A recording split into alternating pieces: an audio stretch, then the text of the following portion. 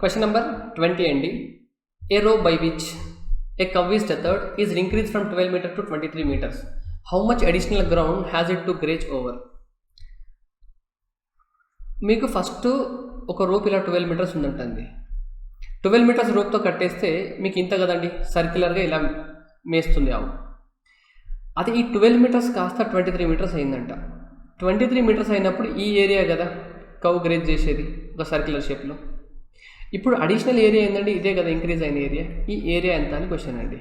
ఈ ఏరియా కావాలంటే మనకి ఏం కావాలండి, outer circle area minus inner circle area కనుక్కుంటే సరిపోతుంది కదా.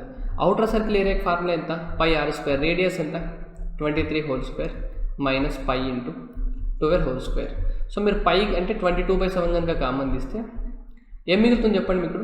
ఏ స్క్వేర్ మైనస్ బి స్క్వేర్ అంటే 23 మైనస్ 12 11 మిగులుతుందా, రైట్. 23 ప్లస్ 12 35. 7 ఎన్ని టైమ్స్ అండి, 5 టైమ్స్.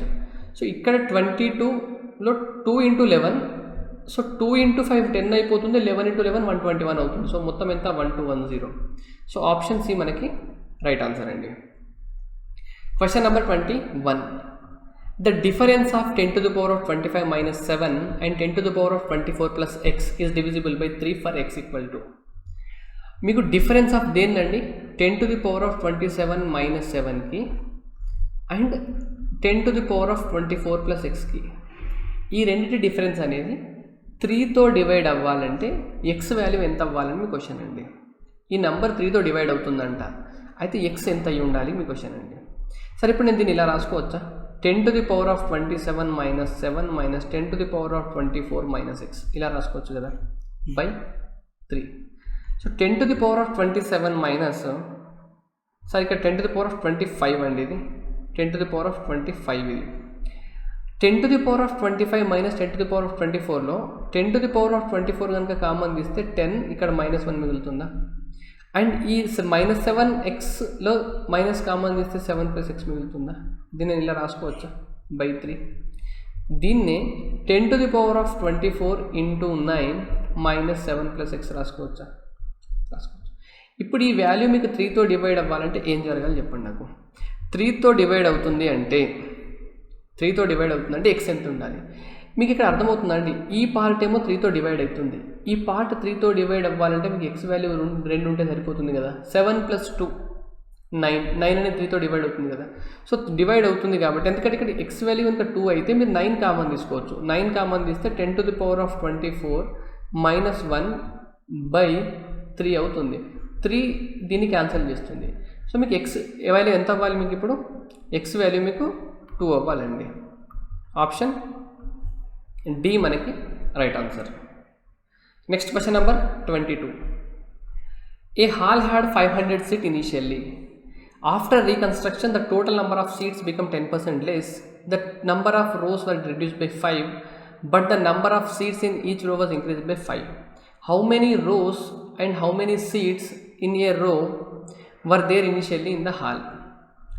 మీకు ఇనీషియల్గా హాల్లో 500 seats ఉన్నాయంటండి. ఇది మీకు ఇచ్చింది కదా, మొదట హాల్లో 500 seats ఉన్నాయి. అయితే పునర్నిర్మాణం తర్వాత మొత్తం సీట్ల సంఖ్య 10% తగ్గింది. 500 seats ఉంటే 10% తగ్గడం అంటే 450 అవ్వడమేనా, 450 అయింది. అంటే rose and number of seats ఒక్క రోలో ఇవి 500 కదండి. ఎన్ని రోస్ ఉన్నాయి, ఎన్ని నెంబర్ ఆఫ్ సీట్స్ ఉన్నాయి. ఇక్కడ ఏమన్నారంటే సీట్ల వరుసల సంఖ్యలో 5 తగ్గాయి, అంటే రోసు 5 తగ్గినాయంట. ఇంతకుముందు ఎంత ఉందో ఇప్పుడు రోసు 5 తగ్గింది, -5 అయింది. కానీ ప్రతి వరుసలోని సీట్ల సంఖ్య 5 పెరిగింది, అంటే నంబర్ ఆఫ్ సీట్స్ ఏమో 5 ఇంక్రీజ్ అయిందంట, +5 అయింది. అయితే ఇనీషియల్గా ఇంతకుముందు నంబర్ ఆఫ్ రోసు అండ్ ఒక్కొక్క రోలో ఎంతమంది ఉన్నారో అడిగినారండి. ఇటువంటి క్వశ్చన్స్ అయితే మనం ఆప్షన్ నుండి చేస్తే బెటర్ అండి. నేను ఫస్ట్ ఆప్షన్ తీసుకుంటాను చూడండి. 20 రోస్ ఉన్నాయి, అప్పుడు 25 seats ఉన్నాయి అనుకోండి. 20 × 25 500 మ్యాచ్ అయిందా, 5 తగ్గింది. రోజు 20 ఉంటే 5 తగ్గి 15 అయింది. ఒక్కొక్క రోలో 25 మంది ఉన్న బదులు 30 మంది అయినారు, 5 పెరిగి 15 × 30 450. సరిపోయిందా, సరిపోయిందంటే మనకు ఆప్షన్ ఇది రైట్ అండి. ఆప్షన్ ఏ అనేది మనకి right answer. Next question number 23. మీకు ఈ క్వశ్చన్ అర్థం అవ్వాలంటే నేను ఫస్ట్ చిన్నగా కాన్సెప్ట్ ఎక్స్ప్లెయిన్ చేస్తా చూడండి. ఫర్ ఎగ్జాంపుల్ మీ దగ్గర x + y + z = 6 ఉందనుకోండి. అప్పుడు x into y into z కనుక మ్యాక్సిమం అవ్వాలి అంటే x y z value maximum కావాలంటే మీకు x value why value z value ఎంత కావాలో తెలుసా అండి? ఈ 6ని మీరు బై 3 చేయండి. ముగ్గురికి 6ని ఈక్వల్గా పంచితే ఎంత వస్తుంది? 2. అంటే 2 2 2 చేస్తే 8 వస్తుంది. మీరు ఎక్స్ వాల్యూ వై వాల్యూ జెడ్లు ఈక్వల్ వాల్యూస్ అంటే 6/3 చేస్తే ఎంత వస్తుంది? 2 వస్తుంది. ముగ్గురు ఉన్నారు కాబట్టి ముగ్గురిని పంచాలి మనం. ఒకవేళ ఫర్ ఎగ్జాంపుల్ ఈయనకు 1 ఇచ్చి ఈయనకు 2 ఇచ్చి ఈయనకు 3 ఇచ్చినారనుకోండి, ఇది టోటల్ 6 కదా, ఇది ఇంటూ చేస్తే ఎంత వస్తుంది చెప్పండి? 6 వస్తుంది. లేదా ఒకళ్ళకి 5 ఇచ్చి ఇంకొకళ్ళకి 0 ఇచ్చి ఇంకొకళ్ళకి 1 ఇచ్చినారనుకోండి, అప్పుడు మీకు ఎంత వస్తుంది? 0 వస్తుంది. మ్యాక్సిమం రావట్లేదు చూడండి. మీకు x + y + z = k అనే వాల్యూ ఉందనుకోండి, x + y + z = k అయితే మీకు x × y × z మ్యాక్సిమం ఎప్పుడు అవుతుందంటే ఈ xకి k/3 ముగ్గురికి సమానంగా k/3 ఇలా ఇచ్చినప్పుడే అవుతుంది. అప్పుడు మ్యాక్సిమం వాల్యూ మీకు k/3 హోల్ క్యూబ్ అవుతుంది. ఇది కాన్సెప్ట్ అండి. మీకు మూడిటి యొక్క సమ్ ఇస్తారు. ఆ మూడిటి యొక్క మల్టిప్లికేషన్ ఎప్పుడు మ్యాక్సిమం అవుతుందంటే ఆ మూడిటి కనుక మీరు ఆ వాల్యూని ఈక్వల్గా డిస్ట్రిబ్యూట్ చేయగలిగినప్పుడే దాని ప్రోడక్ట్ మ్యాక్సిమం అవుతుంది. సేమ్ క్వశ్చన్ అండి ఇక్కడ మీకు x + y + z = ఎంత అన్నారు? z = 13 కదా. మీకు కావాల్సింది ఏంటి? x - 2 into y + 1 into z - 3 కదా. ఇప్పుడు నేను ఈ xని x - 2 చేస్తున్నాను చూడండి, ప్లస్ yని y + 1 చేస్తున్నాను, ప్లస్ zని z - 3 చేస్తున్నాను, = 13 కదా. ఇక్కడ -2 -3 -5 + 1 అంటే -4, ఇటు -4 చేస్తే ఈక్వల్ అయిపోతుందా? ఇప్పుడు మీకు x - 2 plus y + 1 plus z - 3 equal ఎంత వచ్చిందండి? 9. ఇప్పుడు సేమ్ అండి, ఇక్కడ x + y + z ప్లేస్లో మీకు ఇది ఉంది. ఇప్పుడు x - 2 into y + 1 into z - 3 maximum ఎప్పుడు అవుతుందంటే ఈ 9ని ఈ మూడిటికి ఈక్వల్గా ఇచ్చేసేయాలి. 9ని మూడిటికి ఈక్వల్గా ఎలా ఇస్తాము? దీనికి 3 ఇస్తూ దీనికి 3 ఇస్తే ఈక్వల్ అవుతుంది. అప్పుడు ఎంత? 27 మీ ఆన్సర్. ఆప్షన్ డి మనకి రైట్ ఆన్సర్ అవుతుంది. ఇలా మీకు మ్యాక్సిమం కావాలన్నప్పుడు ఎంతమంది ఉంటారో అంతమందికి మీరు ఈక్వల్గా పంచగలిగితే ఆ ప్రోడక్ట్ మీకు మ్యాక్సిమం అవుతుందండి. Next question number 24. Due to increase in price of crude oil the price of petrol increased by 7%. Because of price of crude oil also increased. Before increment, price of petrol was rupees 28 per liter. Sandeep travels distance of 2400 km every month and his car covers 18 km in 1 liter petrol. Find the increase in expenditure by Sandeep due to increase in price of petrol. Question అయితే easy ఉందండి, only length ఉంది తప్పితే ఏం లేదు question. Sandeep every month 2400 కిలోమీటర్లు travel చేస్తాడంట. And అతని car 18 కిలోమీటర్లు 1 లీటర్ పోస్తే వెళ్తుందన్నట్టు, అంటే మైలేజ్ 18 కిలోమీటర్లు. అంటే 2400 కిలోమీటర్లు 18 కిలోమీటర్లకు 1 లీటర్ కావాలంటే ఇన్ని లీటర్స్ కావాలి కదండి. Total number of kilometre by ఇన్ని కిలోమీటర్లకు 1 లీటర్ కావాలి, అంటే టోటల్ ఇన్ని లీటర్స్ కావాలి కదా. మీకు టోటల్ డిస్టెన్స్ బై మీరు 18 కిలోమీటర్స్ 1 లీటర్ కావాలంటే మీకు టోటల్ ఇన్ని లీటర్స్ కావాలని అర్థమైంది. ఇప్పుడు ప్రైస్ ఎంత పెరిగిందండి? ఇంతకుముందు కనుక 28 ఉంటే ప్రైజు ఇప్పుడు 7% పెరిగింది. 28లో 1% అంటే ఇదేనా? 0.28నా? అంటే ఇప్పుడు ప్రైస్ ఎంత పెరిగింది. సో ఓవరాల్గా ఎంత ఖర్చు అవుతుందండి? ఇన్ని లీటర్స్ అవసరము, ఒక్కొక్క లీటర్ పైన ఇంత ఎక్కువ ఖర్చు అవుతుంది. అంటే 0.28 × 7, రైట్. 2 zeros తోటి ఇక్కడున్న పాయింట్ వెళ్ళిపోతుంది. 6 3 times, 6 4 times. సో 7 4 28 × 28, 28 × 28 అంటే స్క్వేర్ వాల్యూ ఎంత? 784. 784/3 వాల్యూ ఎంత? సో 3 2 times 6 times 1 261.33 మీకు రైట్ ఆన్సర్ అండి. దగ్గరలో ఏది ఉంది? ఆప్షన్ బి అనేది మనకి right answer. Next question number 25. The number of items in a booklet is n. In the first year there is an increase of x% in this number, and in the subsequent year there is a decrease of x%. At the end of the 2 years, what will be the number of items in the booklet? ఒక బుక్లెట్లో ఉన్న అంశాల సంఖ్య n. మొదటి సంవత్సరంలో ఈ అంశాల సంఖ్యలో x% పెరుగుదల, మరియు తదుపరి సంవత్సరంలో ఈ అంశాల సంఖ్యలో x% తగ్గుదల ఉంది. అయితే ఈ 2 సంవత్సరాల చివరికి బుక్లెట్లో అంశాల సంఖ్య ఎంత అగును? మీకు పర్సంటేజ్ కాన్సెప్ట్ కనుక తెలిస్తే మీరు డైరెక్ట్గా ఆన్సర్ ఆప్షన్ ఏ అని మార్క్ చేస్తారండి. ఇప్పుడు చూడండి, n బదులు నేను 100 ఉన్నాయి అనుకుంటాను అనుకోండి. ఇనీషియల్గా మీ దగ్గర ఒక 100 ఐటమ్స్ ఉన్నాయి. ఫస్ట్ ఒక 10x% పెరిగిందంట. x బదులు నేను 10% అనుకుంటున్నాను. ఎంత అవుతుందండి? 100కి 10% పెరిగితే 110 అవుతుందా? మళ్ళీ x% తగ్గింది అంటే మళ్ళీ 10% తగ్గింది. 100లో 10% ఎంత అంటే -11 అవ్వాలి. ఇక్కడ మీకు +10 అవ్వాలి, ఇక్కడ -11 అవ్వాలి, 99 అవ్వాలి. దీనికన్నా ఈ వాల్యూ ఏముందండి? తగ్గింది కదా. సో ఒక వాల్యూకి మీరు సేమ్ పర్సెంటేజ్ ఇంక్రీజ్ చేసి దాని తర్వాత మళ్ళీ సేమ్ పర్సెంటేజ్ డిక్రీజ్ చేస్తే వచ్చే ఫైనల్ వాల్యూ అనేది ఎప్పుడు కూడా ముందు వాల్యూ కన్నా తక్కువ ఉంటుంది. సో ఆప్షన్ ఏ అనేది మనకి right answer. Next question number 26. మీకు ఏముందండి? 5 6 7 8 x 4 3 2 6 7 y. ఈ నెంబర్ అనేది 72తో డివైడ్ అవుతే మీకు కనుక్కోమని √8x plus 5x plus 8y value చెప్పాలి. 72తో ఒక నంబర్ డివైడ్ అవ్వాలంటే ఆ నంబర్ 8తో డివైడ్ అవ్వాలి, 9తో డివైడ్ అవ్వాలి. ఇది ఫస్ట్ రూల్ కదా. ఒక నంబర్ 8తో ఎప్పుడు డివైడ్ అవుతుందండి? లాస్ట్ 3 డిజిట్స్ కనుక 8తో డివైడ్ అయితే ఆ నంబర్ 8తో డివైడ్ అయినట్టు. ఇప్పుడు లాస్ట్ 3 డిజిట్స్ డివైడ్ అవ్వాలంటే y వాల్యూ మీకు ఎంత రావాలి చెప్పండి. మీకు 8 × 80 అంటే 640. ఇక్కడ 640 కన్నా ఎంత ఉంది? 70sలలో ఉంది కదా, 30 ఎక్కువ ఉంది. 8 × 4 32 కదా, అంటే 672 అంటే y వాల్యూ 2 ఉంటే మీకు ఈ వాల్యూ 8తో డివైడ్ అవుతుంది. సో y వాల్యూ అయితే వచ్చేసింది కదా, మీకు y ఎంత వచ్చింది? 2 వచ్చింది. 9కి డివిజిబిలిటీ రూల్ ఏంటండి?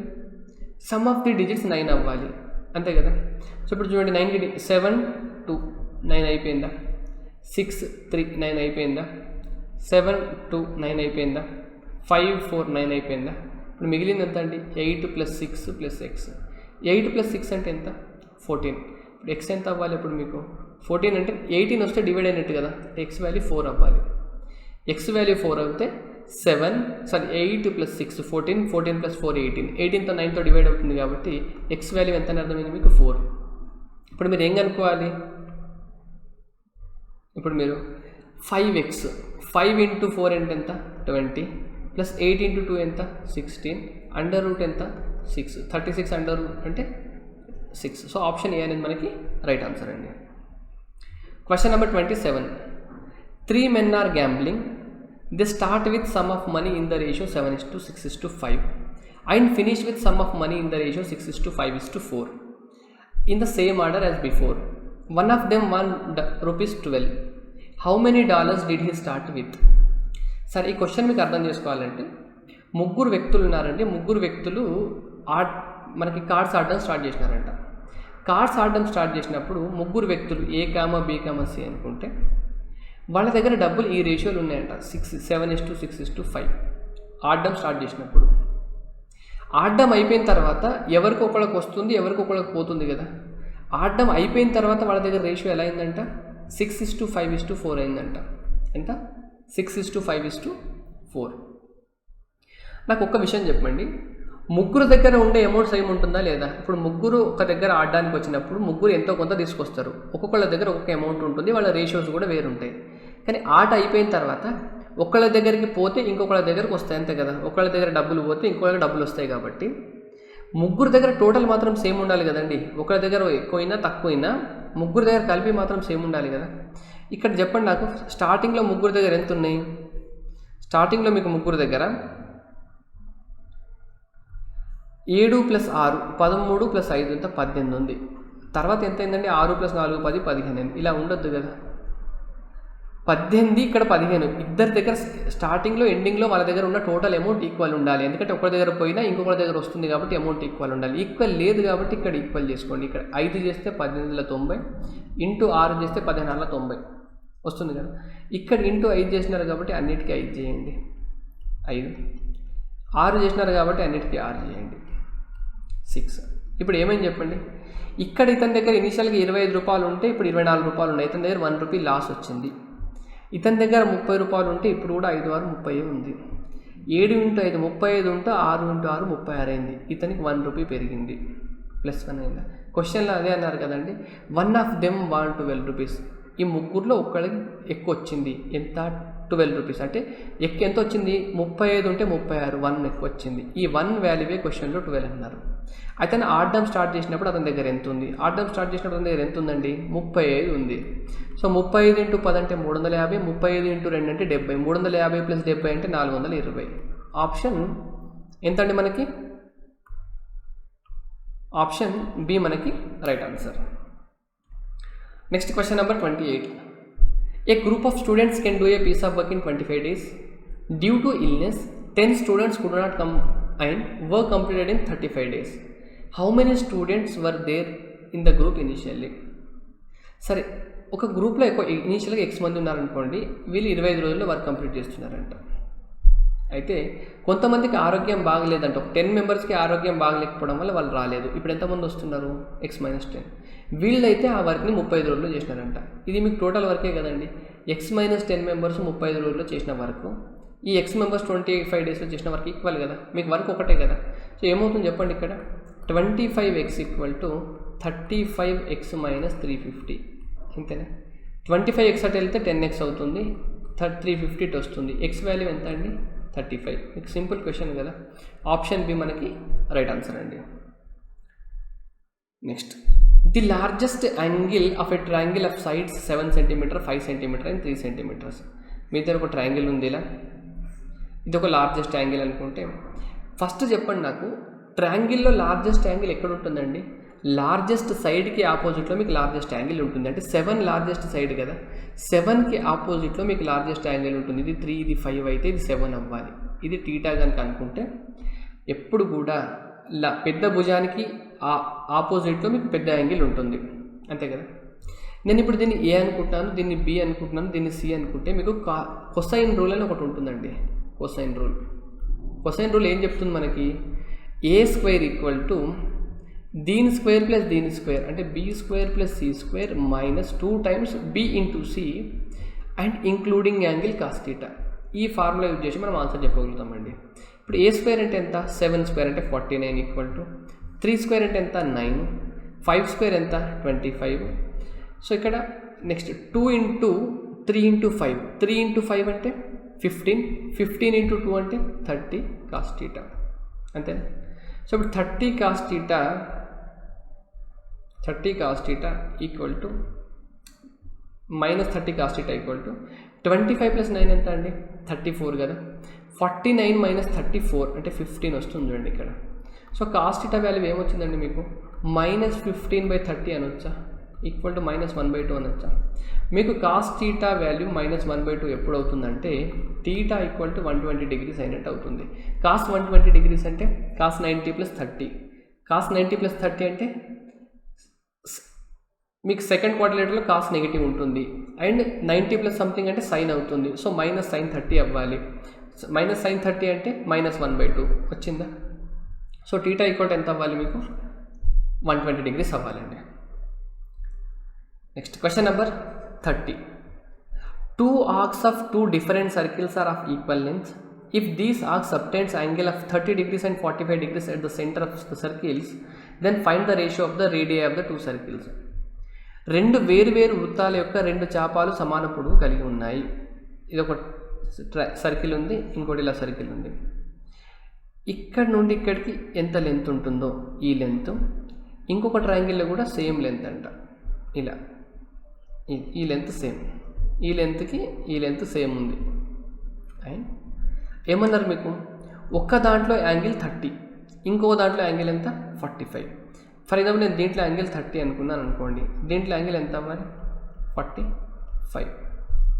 అయితే దీని రేడియస్కి రేషియో చెప్పాలంట అండి. మీకు కనుక అర్థమైతే ఈ రేడియస్లో 30, 45 రేషియోస్ ఉన్నాయి కదా యాంగిల్స్. ఏ రేషియోలు ఉంటే రేడియస్ దానికి ఆపోజిట్ రేషియోలు ఉంటాయండి. అంటే ఇది 2 times, ఇది 3 times కదా, ఇది 3 times, ఇది 2 times కావాలి. ఆప్షన్ సి మీకు కనుక అర్థమవుతాయి. లేదంటే చూడండి, నేను దీని రేడియస్ R1 అనుకుంటున్నాను, దీని రేడియస్ R2 అనుకుంటున్నాను. రేడియస్ కనుక R1, ఇక్కడ యాంగిల్ θ తెలిస్తే దీని లెంత్కి ఫార్ములా ఏందండి? θ ఎంత? 30/360 × 2πr1. ఇదేనా ఈ లెంత్? ఈ లెంత్కి ఫార్ములా చెప్పండి నాకు. 45/360 × 2πr2, ఇంతే కదా. అండ్ ఈ 2 మనకి ఈక్వల్ అన్నారు కదా, ఈ 2 ఈక్వల్. అప్పుడు ఈ 2π క్యాన్సిల్ అవుతుంది, 360 క్యాన్సిల్ అవుతుంది. ఇది 15 2 times, ఇది 15 3 times.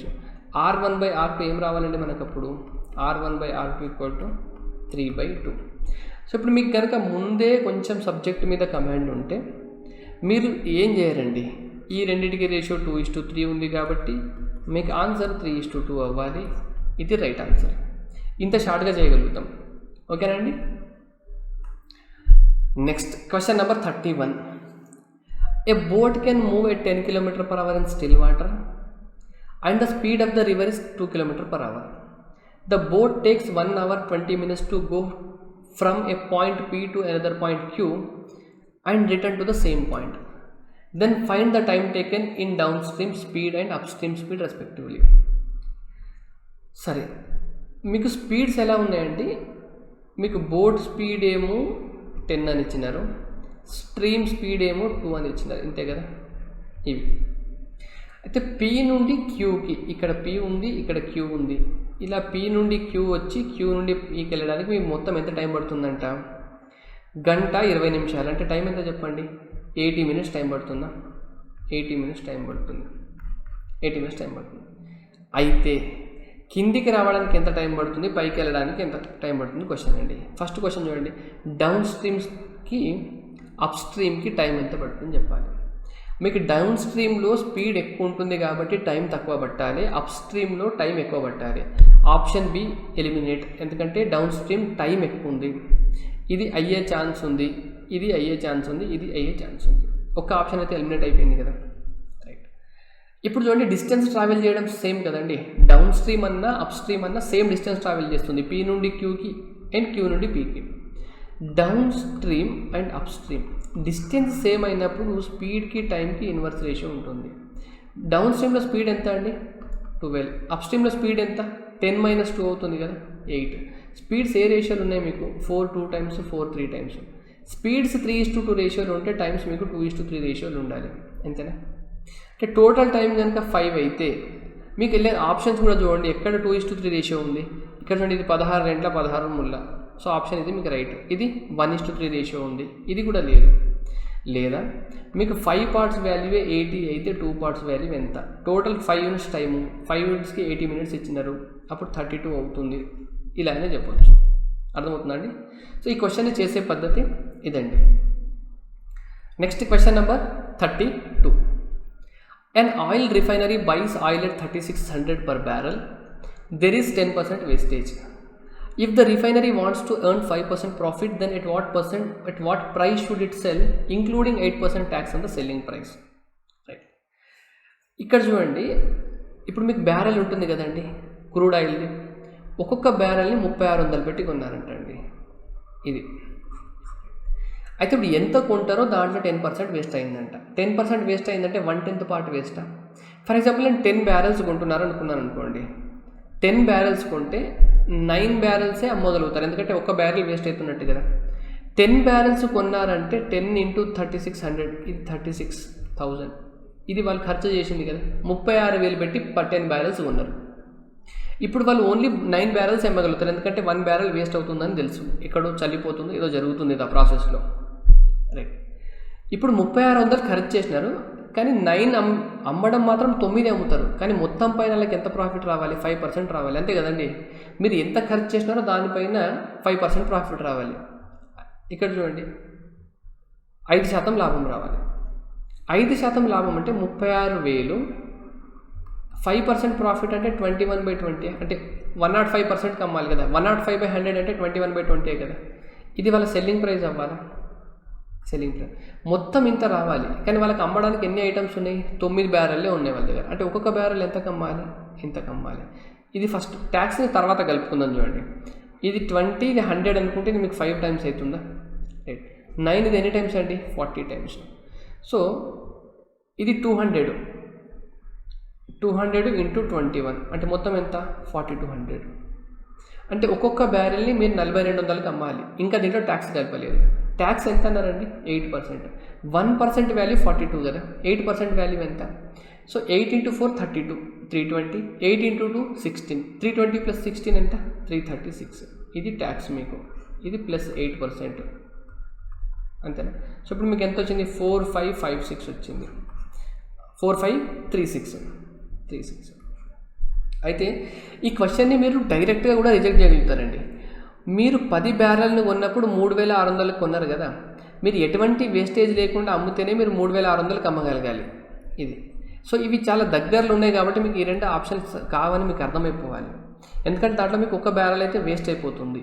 అర్థమవుతుందా? రైట్. సో ఆప్షన్ ఎంత అండి? 4536. Next question number 33. A person buys 5 tables and 9 chairs for ₹15,400. ఈ ఒక్క జీరో ఉండదండి ఇక్కడ. Right. A person buys 5 tables and 9 chairs for 15,400. He sells the table at 10% profit and chair at 20% profit. If his total profit on selling all the tables and chairs is 2080, then what is the cost price of 3 chairs? ఈ క్వశ్చన్ని మీరు 2 రకాలు చేయొచ్చు అండి. ఒకటేమో equation వేసి చేయొచ్చు, 2 allegation వేసి చేయొచ్చు. మీకు టోటల్గా టేబుల్స్ పైన 10% ప్రాఫిట్ వచ్చింది, ఇది అలిగేషన్లో చూడండి. చైర్స్ పైన 20% ప్రాఫిట్ వచ్చింది, అంతేనా? ఇది టేబుల్స్ పైన వచ్చిన ప్రాఫిట్, ఇది చైర్స్ పైన. మీకు టేబుల్ ఈ 15,400లో ఎంత ఖర్చు చేసినారో టేబుల్ పైన మీకు తెలియదు, అండ్ ఎంత ఖర్చు చేస్తున్నారో చైర్ పైన మీకు తెలియదు. కానీ మీకు మొత్తం టేబుల్ల పైన 10%, చైర్స్ పైన 20% ప్రాఫిట్ వచ్చింది. ఓవరాల్గా ఎంత ప్రాఫిట్ వచ్చింది చెప్పండి? ఓవరాల్గా మీకు 2080 ప్రాఫిట్ వచ్చింది. 15,400 పైన ఇంటూ 100, 2 zeros క్యాన్సల్. ఇప్పుడు ఈ 154 కనుక మీరు 2080ని క్యాన్సల్ చేస్తే మీకు 13.5 వరకు వస్తుందండి సంథింగ్, ఇంకా 6 వరకు ఇలా వస్తుంది. ఒకవేళ ఇది 13.56 ఇలా డెసిమల్లో రాకపోయి ఉంటే, సంథింగ్ ఇలా 13 ఏదో వస్తే మీకు ఇక్కడ క్యాలిక్యులేషన్ ఈజీ అయ్యి ఆన్సర్ వచ్చేదండి. ఈ పర్సంటేజ్ వాల్యూ మీకు ఫ్రెండ్లీ నెంబర్ లేదు కాబట్టి మనం ఈ క్వశ్చన్ని అలిగేషన్ త్రూ చేస్తే మీకు కష్టమవుతుంది. ఈ క్వశ్చన్ని మనం రెగ్యులర్ మెథడ్లోనే చేయాల్సి వస్తుంది. సరే, 5 tables యొక్క కాస్ట్ ప్రైస్ ఒక్కొక్క దాన్ని ఎక్స్ అనుకున్నారనుకోండి, 5x, 9y అనుకోండి, చైర్స్ కాస్ట్ ప్రైస్ y అనుకుంటే 9y. ఈ మొత్తం కాస్ట్ ఎంత? 15,400. ఇంతేనండి. He sells the table at 10% profit. Table ఎంత ప్రాఫిట్ అమ్ముతున్నారంటే 10%. ఎక్స్ పైన 10% ప్రాఫిట్ అంటే 0.1 కదా, అంటే 1.1 కమ్మినట్టు కదా. సో 1.1 into 5 అంటే ఎంత అండి? 5.5x ఏనా? అండ్ చైర్ని 20% ప్రాఫిట్, 0.9 10%, 20% అంటే 1.8 కదా. 9 into 1.8 చేస్తే మీకు 10.8y వస్తుందండి. సో 9 into 20% ప్రాఫిట్ అంటే 20% ప్రాఫిట్ అంటే 1.2 కదా, 1.2y. ఇదే కనుక చేసేది మీరు. సో 12 into 9 ఎంత? 108 కదా, అంటే 1.8. Okay. So 10.8y equal to ఎంత ప్రాఫిట్ వచ్చింది చెప్పండి? 2080. దీన్ని కనుక మీరు 2080 యాడ్ చేస్తే ఎంత వస్తుంది? 2080 యాడ్ చేస్తే 084,17,480. ఇంతే కదండి, 17,480. రైట్. ఇప్పుడు చూడండి, మీకు కావాల్సింది cost price of 3 chairs. Cost price of 3 chairs. ఇది మీకు టేబుల్స్, ఇది చైర్స్ అనుకుంటే మీకు 3y వాల్యూ కావాలి. ఏం కావాలి మీకు? 3y వాల్యూ కావాలి, అంతే కదా. ఇక్కడ మీరు 5x ఉందా, మీరు దీన్ని కనుక 1.1 చేసినారనుకోండి, 5.5 అవుతుందా? దీన్ని 1.1 చేస్తే అన్నింటినీ 1.1 చేయాలి కదా. 1.1 చేసి మీరు మైనస్ చేస్తే 1.1 చేస్తే ఏమొస్తుంది చెప్పండి? ఈ 0 ఈ పాయింట్ క్యాన్సిల్ అవుతుంది, ఎలాగో 0 వస్తుంది. 154 into 11 చేస్తే ఏమొస్తుంది చెప్పండి మీరు? 4, 9, 6, 1. ఇది అంతే కదా. ఇది 9 into 1.1 అంటే 9.9. ఇప్పుడు ఇది ఈక్వేషన్ 2, ఇది ఈక్వేషన్ 1 అనుకుంటే మీరు కనుక 2 - 1 చేసినారనుకోండి, 2 - 1 వస్తే చేస్తే ఏమొస్తుంది చెప్పండి నాకు? 5.5 క్యాన్సిల్ అవుతుంది, దీని నుండి ఇది మైనస్ చేస్తే 10.8 - 9.9 అంటే మీకు 0.9y వస్తుందండి. Equal to 17,480 - 16,940. 0 - 0 0, 8 - 4 4, అండ్ 14 - 9 5, 16 - 16 0. ఇంత వచ్చిందా? ఇక్కడ డెసిమల్ తోటి ఇక్కడ ఒక 0 వస్తుంది, అంతే. మీకు 3y కావాలి కాబట్టి బై 3 చేస్తే సరిపోతుందా? బై 3 చేస్తే ఎంత? 1800. సో 3y వాల్యూ ఎంత వచ్చిందండి? 1800. ఎక్కడుంది మనకి? ఆప్షన్ బిలో ఉంది, సారీ సిలో ఉంది. ఆప్షన్ సి మనకి రైట్ ఆన్సర్ అండి. ఇలా అండి, ఈ క్వశ్చన్ని ఇలా చేస్తే మీకు ఈజీ. ఇలా కూడా చేయొచ్చు. కానీ ఇక్కడ మీకు వచ్చే ఈ యావరేజ్ ప్రాఫిట్ పర్సెంటేజ్ ఉంది చూసినా, అది ఫ్రెండ్లీ వాల్యూ లేదు కాబట్టి మనం ఈ మెథడ్తో మీకు క్యాలిక్యులేషన్ అనేది కష్టమవుతుంది. Right. Question number 34. The compound interest on a some of money for 2 years is 832 and the simple interest on the same sum for the same period is 800. The difference between the compound interest and the simple interest for 3 years at the same rate will be. Right అండి. కొంత సొమ్ముపై నిర్దిష్ట వడ్డీ రేటుతో 2 సంవత్సరాలకు చక్ర వడ్డీ 832, అదే మొత్తంపై అదే వడ్డీ రేటుతో 2 సంవత్సరాలకు భారీ వడ్డీ 800. 2 yearsకి మీకు సింపుల్ ఇంట్రెస్ట్ 800 వచ్చిందంటే సింపుల్ ఇంట్రెస్ట్ ఎవ్రీ ఇయర్కి సేమ్ ఉంటుంది కదండి మనకి. అంటే ఫస్ట్ ఇయర్ 400 రావాలి, సెకండ్ ఇయర్ 400 రావాలి. మీకు కాంపౌండ్ ఇంట్రెస్ట్ అయినా సింపుల్ ఇంట్రెస్ట్ అయినా ఇది మీకు ఎస్ఐ, ఇది సిఐ, ఇది ఫస్ట్ ఇయర్, ఇది సెకండ్ ఇయర్, ఇది థర్డ్ ఇయర్ అనుకోండి. థర్డ్ ఇయర్ కాంపౌండ్ ఇంట్రెస్ట్ అయినా సింపుల్ ఇంట్రెస్ట్ అయినా ఫస్ట్ ఇయర్కి సేమ్. అండ్ సెకండ్ ఇయర్కి ఏమవుతుంది, ప్రిన్సిపల్ పైన 400 వస్తుంది, దీనిపైన ఎంత వచ్చి ఉండొచ్చు 32. ఎందుకంటే మీకు మొత్తం ఎంత వచ్చిందండి 832 వచ్చిందా, 400 ఇక్కడ వచ్చింది, 400 32 రావాలి. ఎంత పర్సెంటేజ్ చెప్పండి, 32 అంటే ప్లస్ 8% అయిందా, అంటే మీకు ఆర్ వాల్యూ ఎంత అన్నట్టు 8% అయిందచ్చు. ఇప్పుడు క్వశ్చన్ చదవండి next. The difference between the compound interest and the simple interest for 3 years at the same rate will be. Compound ఇంట్రెస్ట్కి సింపుల్ ఇంట్రెస్ట్కి డిఫరెన్స్ 3 yearsకి చెప్పాలి. So simple interest every year same ఉంటుంది కాబట్టి థర్డ్ ఇయర్ కూడా 400, and principal పైన third year కూడా 400 వస్తుంది. కాంపౌండ్ ఇంట్రెస్ట్ అంటే ఇంట్రెస్ట్ పైన ఇంట్రెస్ట్ రావడం అంతే కదా. ఈ 400 పైన 32 వచ్చింది, ఇప్పుడు ఈ 400 పైన మళ్ళీ 32 వస్తుంది, ఈ 400 పైన 32 వస్తుంది, ఈ 32 పైన ఎంత వస్తుంది చెప్పండి, 8% అది రావాలి. 8%. 0.32 అంటే 1% కదా, 8 అంటే 8 అంటే 16, 8 2.56 అంటే ఇదే డిఫరెన్స్. ఎక్కడ ఉంది చెప్పండి కాంపౌండ్ ఇంట్రెస్ట్కి సింపుల్ ఇంట్రెస్ట్కి మీకు 3 yearsకి ఈ వాల్యూ అయినా డిఫరెన్స్, ఈ మొత్తం వాల్యూ, ఎందుకంటే ఇదంతా సేమ్ ఉంది కదా. సో మీకు 32 అంటే 96, 96 + 2 అంటే 98, 98.56 మీకు 9 రైట్ ఆన్సర్. ఎక్కడ ఉంది, ఆప్షన్ సిలో ఉంది, option C. Question number 35. After replacing an old member by a new member, it was found that the average of 5 members of a club is same as it was 3 years ago. The difference between the age of the replaced and the new member is. ఒక పాత వ్యక్తిని తీసి కొత్త వ్యక్తిని చేర్చుకోవడంతో 5 వ్యక్తుల గల ఆ బృందం యొక్క సగటు వయసు 3 సంవత్సరాల క్రితం ఎంత ఉందో ప్రస్తుతం అంతే ఉంది. రైట్ అండి. ఇప్పుడు 5 మెంబర్స్ కనుక ఒక గ్రూప్లో ఉంటే వాళ్ళ యావరేజ్ ఏజ్ నేను ఎక్స్ అనుకుంటాను అనుకోండి. ఇప్పుడు 5 మెంబర్స్ నుండి ఒక పర్సన్ బయటికి వెళ్ళి ఇంకొక పర్సన్ లోపలికి రావడం వలన ఇప్పుడు కొత్త 5 మెంబర్స్ యొక్క యావరేజ్, వీళ్ళ యావరేజ్ 3 years కన్నా ముందు ఎంత ఉందో ఇప్పుడు అంతే అయిందంట. వీళ్ళ యావరేజ్ 3 years కన్నా ముందు ఎంత ఉంటుందండి, -3 అవుతుంది కదా, x - 3 అయిందంట. సింపుల్ అండి. ఇప్పుడు యావరేజ్ ఎంత ఉందో ఒక పర్సన్ బయటికి వెళ్ళి లోపలికి ఇంకో పర్సన్ రావడం వల్ల యావరేజ్ 3 తగ్గిందని చెప్పినారు అంతే. క్వశ్చన్ని తిప్పి ఇచ్చినారు తప్పితే యావరేజ్ అనేది 3 తగ్గిందని క్వశ్చన్ అండి. ఇప్పుడు బయటికి వెళ్ళిపోయిన పర్సన్ కన్నా లోపలికి వచ్చిన పర్సన్ యొక్క ఏజ్ డిఫరెన్స్ ఎంత అంటే, లోపలికి వచ్చిన ఏజ్ పర్సన్ -3 అయింది కాబట్టి 5 × 3 15 తగ్గుతుందని మీకు సింపుల్గా అర్థం అవ్వాలి. Option D. లేదా అర్థం కాకపోతే నేను చెప్తా వినండి. రూమ్లో ఒక 5 మెంబర్స్ ఉన్నారు, ఒక్కొక్కళ్ళ దగ్గర ₹X ఉన్నాయనుకోండి. మీరు ఏజ్ కాకుండా ₹X ఉన్నాయనుకోండి. రూమ్లో 5 మెంబర్స్ ఉన్నారు, ఒక్కొక్కళ్ళ దగ్గర $X ఉన్నాయి. ఇప్పుడు అదే రూమ్లోకి ఇంకొక పర్సన్ వస్తున్నాడు. యావరేజ్ బయటకు వెళ్ళిన పర్సన్ ఎంత తీసుకెళ్ళినాడో లోపలికి వచ్చే పర్సన్ కనుక అంతే తీసుకెళ్తే మీకు యావరేజ్ డిస్టర్బ్ అవ్వదు కదా. యావరేజ్ తగ్గుతుందంటే బయటకు వెళ్ళే పర్సన్ ఎక్కువ తీసుకెళ్తున్నట్టు, లోపలికి వచ్చే పర్సన్ తక్కువ తీసుకొస్తున్నట్టు, అంతే కదా. ఇప్పుడు నాకు ఒకటి చెప్పండి. రూమ్లో ఒక 5 మెంబర్స్ ఉన్నారు, మీరు ఆ రూమ్ ఎంట్రన్స్ దగ్గర ఉన్నారనుకోండి. ఒక పర్సన్ బయటికి వెళ్ళినాడు.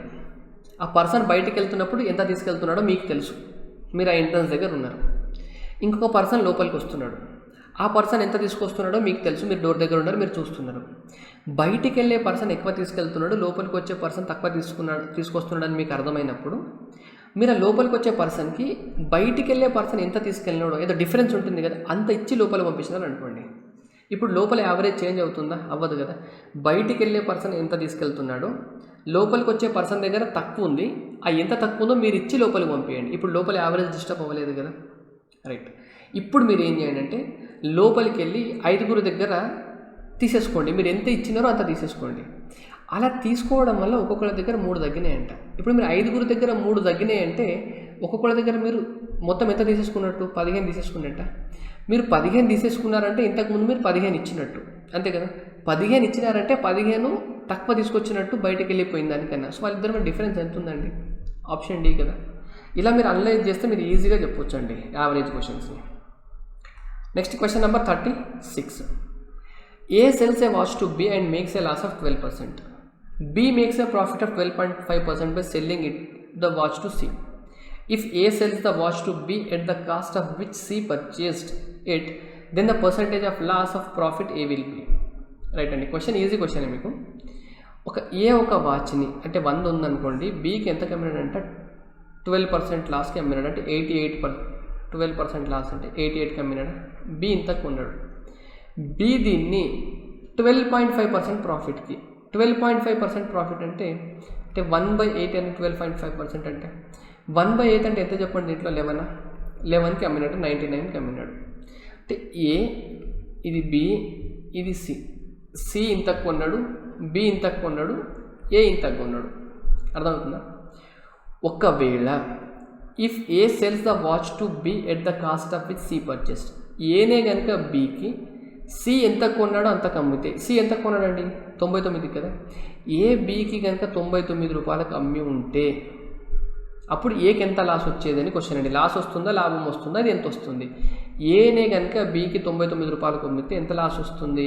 1% లాస్ వస్తుంది, అంతే కదా. ఆప్షన్ ఏ మనకి రైట్ ఆన్సర్ అండి. Question number 37. An article is sold at a certain price. If it sold at 80% of this price, then there will be a loss of 10%.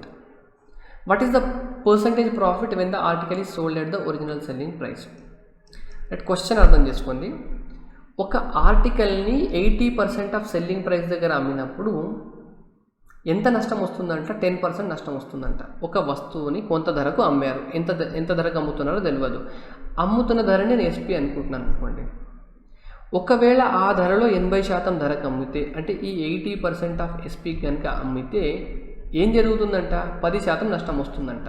10% నష్టం అంటే 90%లో కాస్ట్ ప్రైస్కి అమ్మడమే కదా. 10% లాస్ వస్తుందంటే మీరు 90% ఆఫ్ కాస్ట్ ప్రైస్కి అమ్మినట్టు.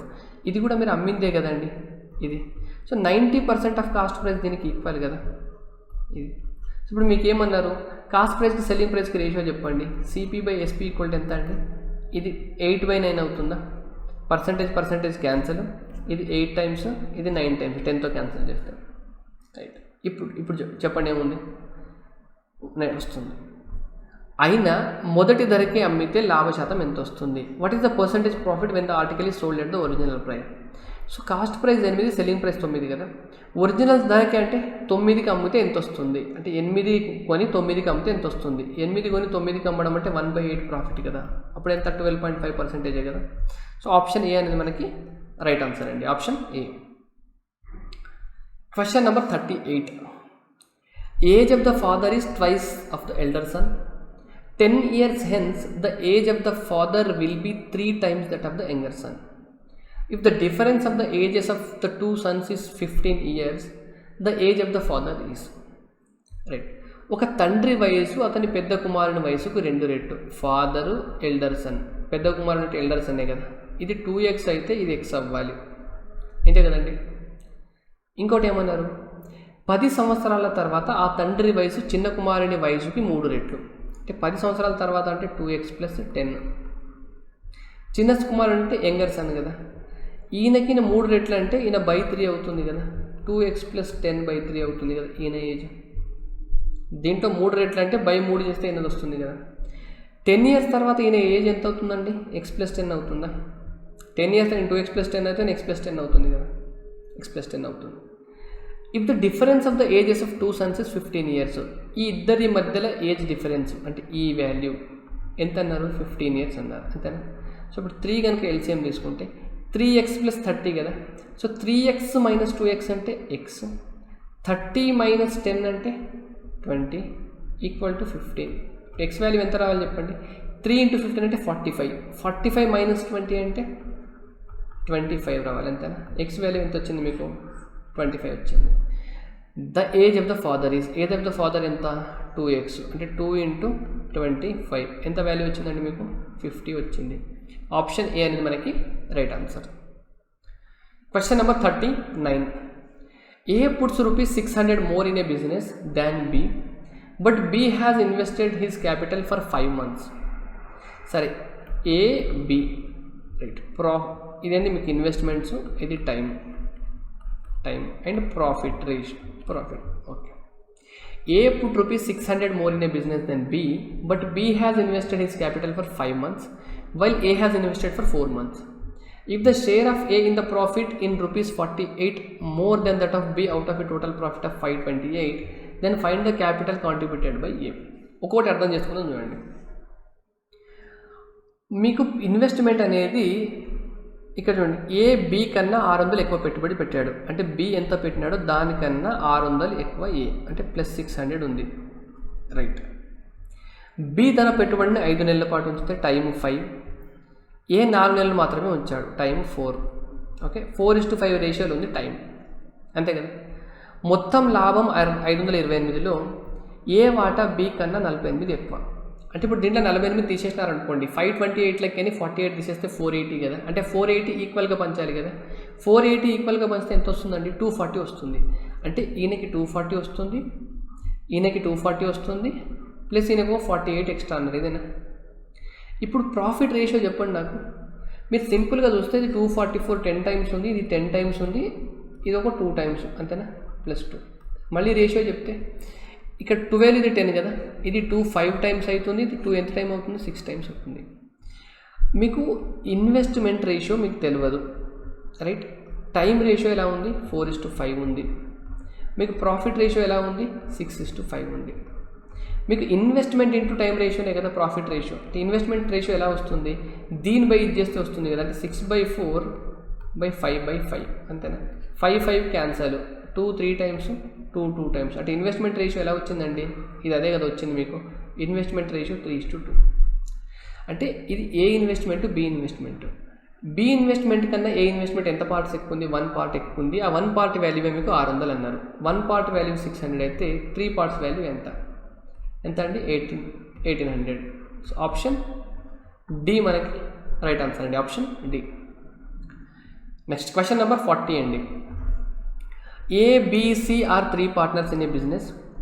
A receives 3/7 of the part of the total profit and remaining profit is distributed between B and C.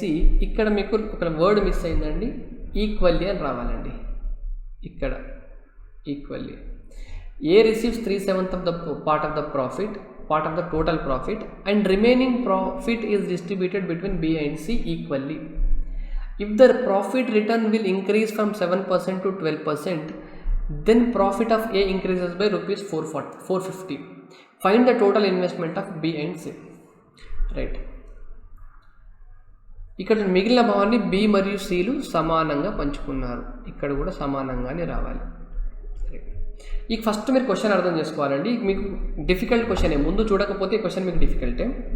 First నాకు ఒక విషయం చెప్పండి, ఏ బీసీ కదా, వీళ్ళకి కనుక ప్రాఫిట్, ఇప్పుడు మీకు ఇన్వెస్ట్మెంట్ ఏ రేషియోలో ఉంటే ప్రాఫిట్ అదే రేషియోలో కదా. పార్ట్నర్షిప్లో అయితే 3 పార్ట్నర్స్ కదా, మొత్తం 3/7 ప్రాఫిట్ ఎవరు తీసుకుంటున్నారు ఏ కదా. అంటే 7 భాగాలు ప్రాఫిట్ వస్తే 3 భాగాలు ఏకి ఇచ్చేసేయాలి, మిగిలింది ఎంత 4 భాగాలు. The remaining profit is distributed between B and C equally. అంటే 4 భాగాలని ఈక్వల్గా, అంటే వీళ్ళు 2 పంచుకున్నారు కదా.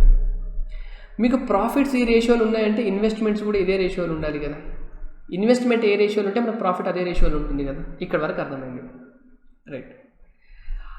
If the profit return will increase from 7% to 12%, then profit of A increases by ₹450.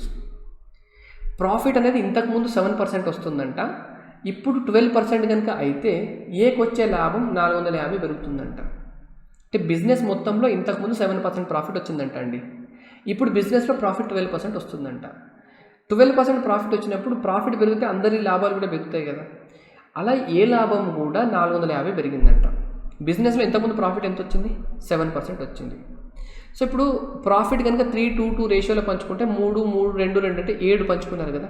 7% profit వచ్చినప్పుడు ₹7 పంచుకున్నారు అనుకోండి. ఇప్పుడు మీరు బిజినెస్లో ఎంత పెట్టాలండి? 7% ప్రాఫిట్ వచ్చిందంటే 100% ఇన్వెస్ట్మెంట్ అనుకోండి. అప్పుడు 100 రూపీస్ పెడితే 7% ప్రాఫిట్కి 7 రావాలన్నట్టు కదా. మీకు 7% ప్రాఫిట్ వచ్చింది, అది 7 రూపీస్ ఇలా పంచుకున్నారని అనుకుంటే ప్రాఫిట్ ఎప్పుడు వస్తుంది? ఇన్వెస్ట్మెంట్ పైన వస్తుంది కదా. అంటే మీరు 100 రూపాయలు ఇన్వెస్ట్మెంట్ చేస్తే 7 రూపాయలు ప్రాఫిట్ వచ్చిందని అనుకోవచ్చా? అంటే 100% వాల్యూ ఎంత? 100. 100 రూపాయలు ఇన్వెస్ట్మెంట్ చేస్తే మీకు 7 రూపాయలు లాభం వచ్చింది.